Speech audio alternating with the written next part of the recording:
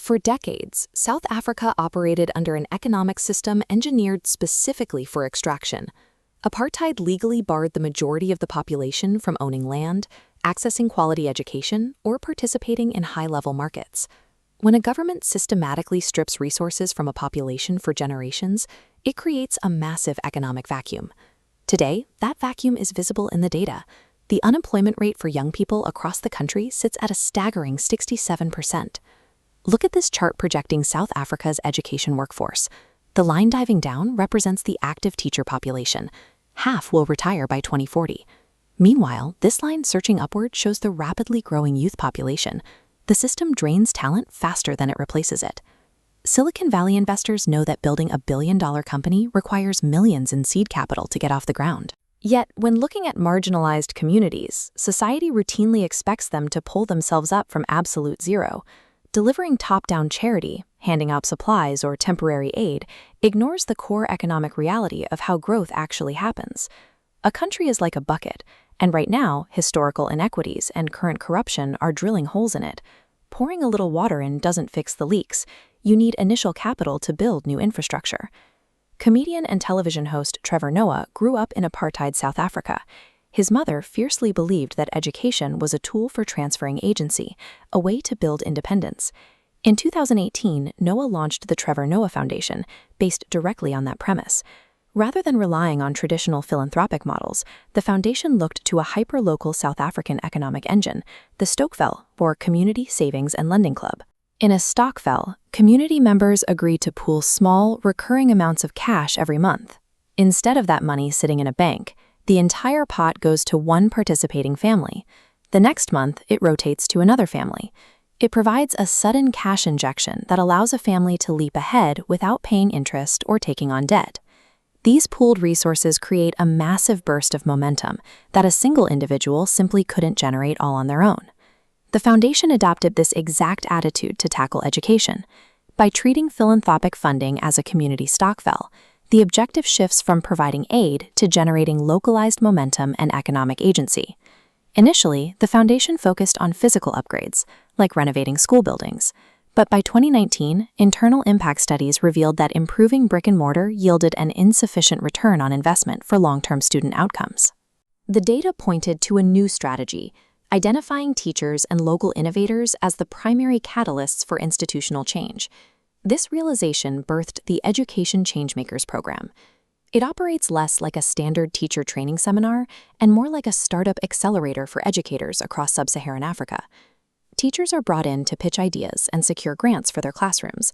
Alumni have built automated grading applications that slash administrative time and designed 3D learning materials to help early childhood development students grasp complex concepts.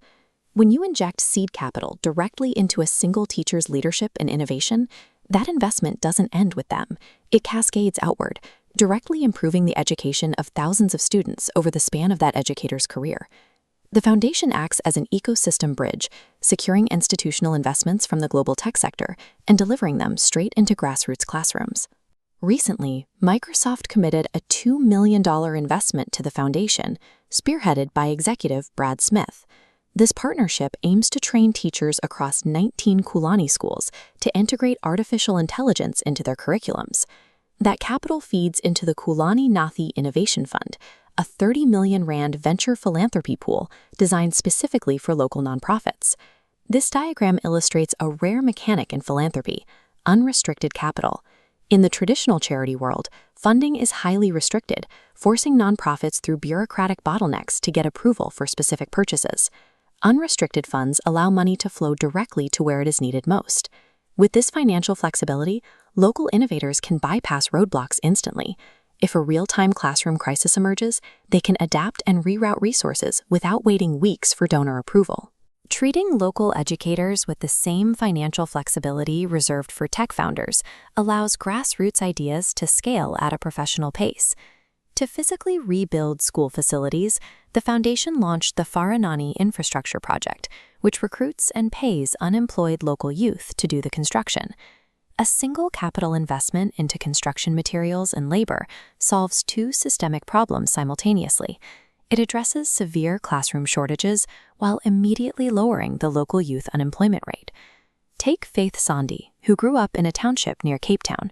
Through the partner program Youth Build, she learned plumbing skills and earned a living stipend while installing sinks and toilets for government homes and soup kitchens.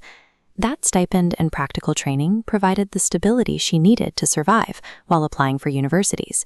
She secured a scholarship, and today she is earning her doctorate degree in science education. Her trajectory mirrors the economic principle of compound interest. Going from zero to the first step requires massive effort, but once that baseline capital is established, momentum builds rapidly.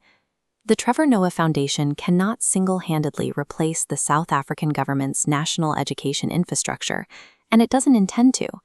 Their precise role is to be the initial jump. They provide the catalytic seed capital that local communities require to begin compounding their own resources. By supplying seed capital and trusting local expertise, the foundation enables communities to take command of their own development and build their own future.